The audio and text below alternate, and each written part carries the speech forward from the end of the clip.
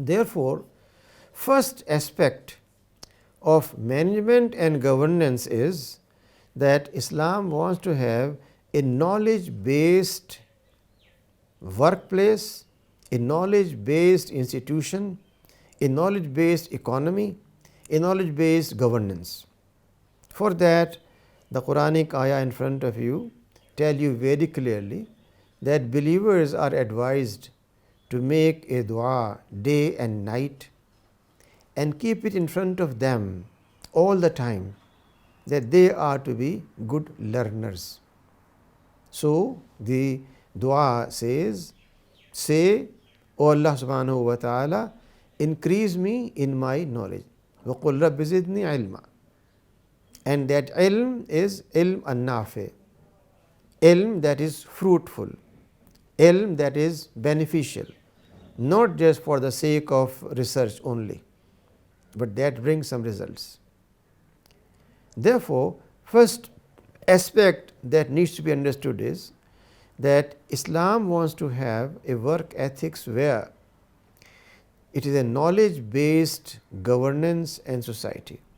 Same is emphasized in the other Quranic reference in front of you.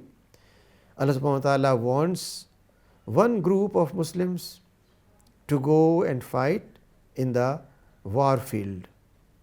The other group of the people stay back to do deep understanding of deen. لِيَتَفَقَّهُوا فِي الدِّينِ. And this deep understanding is that hikmah, that wisdom which I mentioned earlier. When they achieve that, and those who were in the war field come back, now it's their job to educate them. So you have ultimately a knowledge society, a society based on knowledge.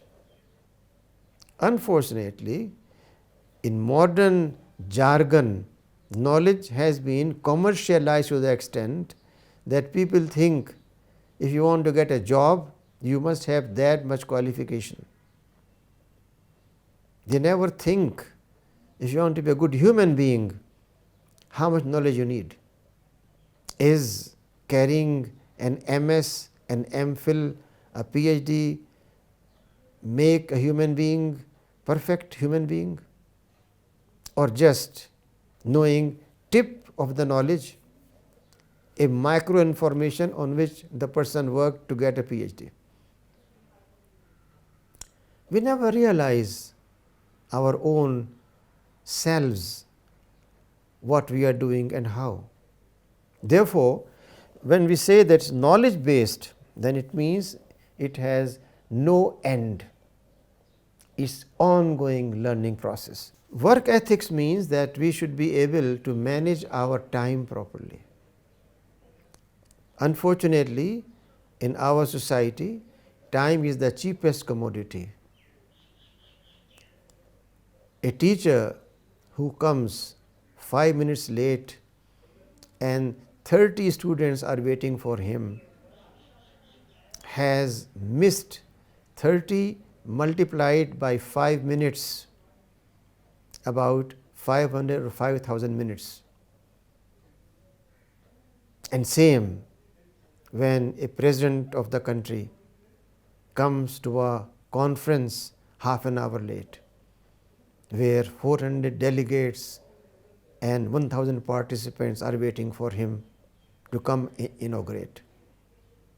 Then with the number of people, multiply his half an hour and imagine how much time is lost. Do we ever realize that? Do we ever try to make it up? Ever try to correct it? Ever try to have the conference start on time, whether the chief guest comes or not? We have done it in Rafa. I am proud of that. We started program and chief guest came later and felt ashamed because we cannot delay our program. Therefore, time management, how careful we are about the time Allah has given us. The context in the Quran is very important. The Quran tells us that Allah subhanahu wa ta'ala has prescribed prayer for you on fixed timings, kitaban mawquta. And that is the message that since your prayer is on prescribed time, then your all activities must begin and end on prescribed time. Again, if you self-examine our attitudes, you will find that the person who in winter, in summer, in rain, in snow, wakes up half an hour before Fajr and makes Fajr Azan, whether he is in Antarctic or he is in Sahara in Africa, makes no difference. And same, 5 times a day, not a single minute is missed, but that person with punctuality, following Quranic hukum of Kitaban Mawquta, makes azan on time, and the Imam starts prayer on time. He never waits for the Muqtadi to come. Even 2 persons there, he starts his prayer. What's the lesson? The lesson is that when you are in your organization, back from masjid to your lab, to your conference room, then you have to make sure that you value time. You start your work on time. You are not late in your doing things. Unfortunately, we never try to find out. We read the Quran, but never try to look for its application in our society, in our life. If we only do that, then we find enormous material, everything that can guide us in improving our life and become excellent people and provide guidance to others.